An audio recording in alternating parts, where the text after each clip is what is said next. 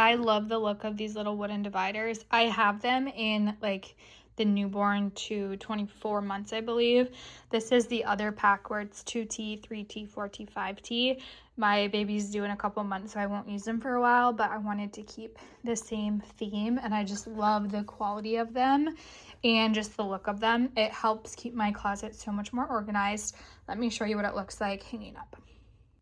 Okay, so like I mentioned, we have a bunch for when baby is a little bit younger. We have a couple more over here as well, but it's a nice way to keep your clothes together because like obviously we're not going to use the 9-month stuff for a while, but I wanted it washed and hung up right away.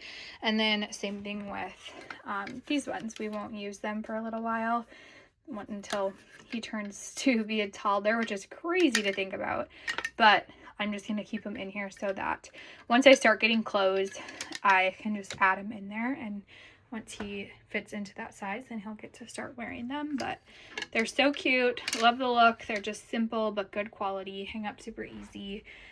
Easy to like read and find when you're digging through your clothes.